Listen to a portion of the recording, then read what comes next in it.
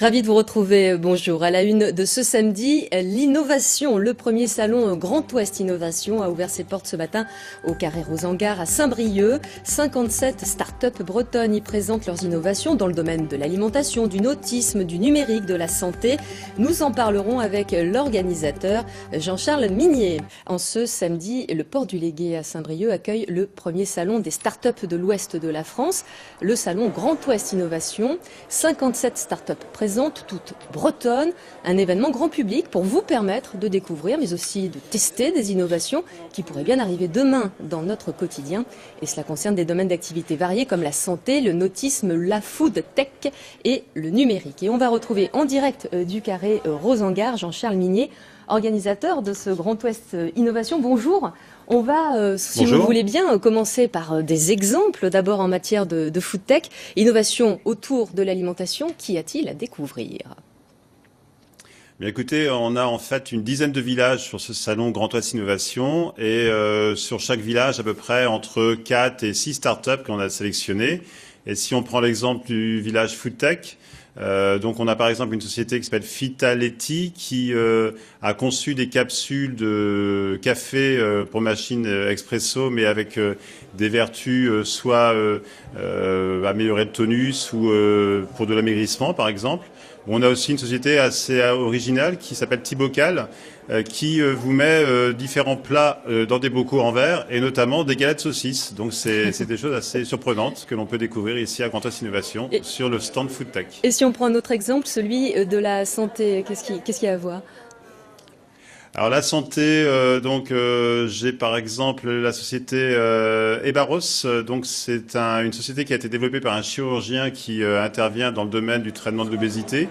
Et il a développé une appli pour suivre ses patients après opération. Donc les patients en quelque sorte s'approprient leur propre santé en informant, en saisissant des données sur une application, sur leur état général, niveau de température, tension, etc. De telle sorte que ça puisse générer ou pas des alertes auprès du corps médical pour inciter le patient à revenir pour un suivi, ou alors dire au patient non, c'est pas trop grave et restez chez vous et de ne pas engorger dans ces conditions les salles d'attente.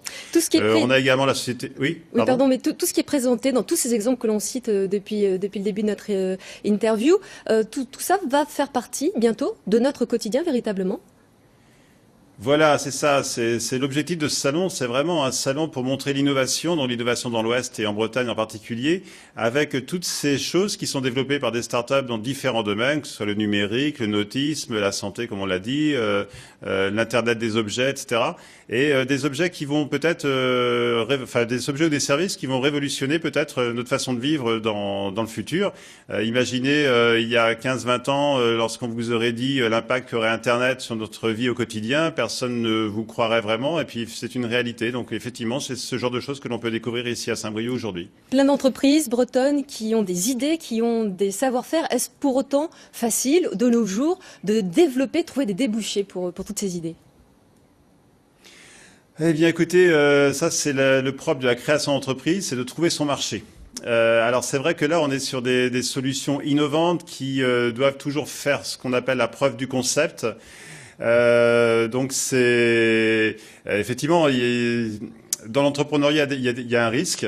Les personnes qui développent ces startups croient vraiment à ce qu'elles proposent. Après il y a toute la campagne de communication qui doit se mettre en place et puis bien évidemment trouver le consommateur final, puisque la startup elle ne pourra vivre que si elle génère du chiffre d'affaires.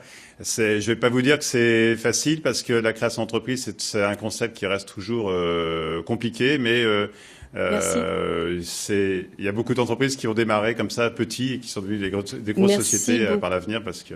Merci beaucoup Jean-Charles Minier d'avoir accepté notre invitation et reportage complet sur ce salon dans notre journal de ce soir. Merci.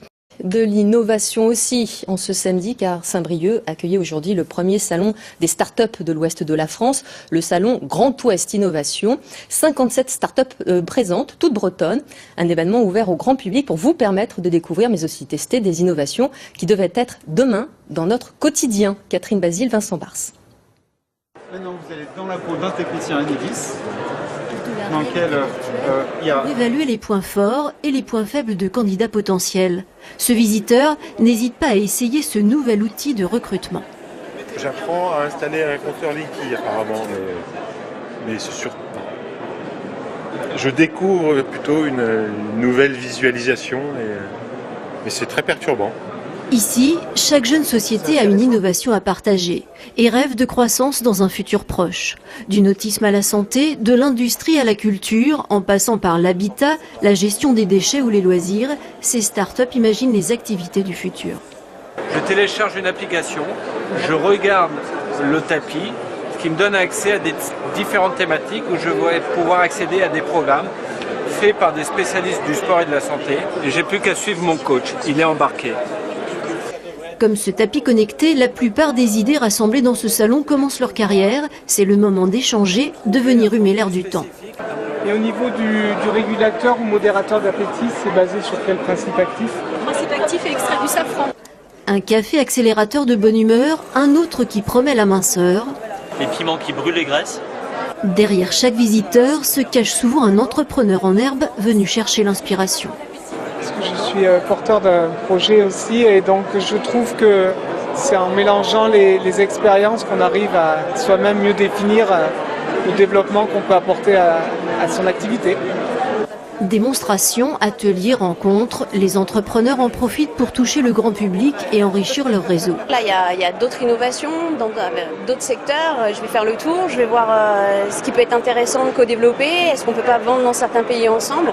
C'est mutualiser, aller capter l'énergie des autres sociétés, capter l'énergie des consommateurs, du public, la ramener à la maison et faire encore plus d'innovation.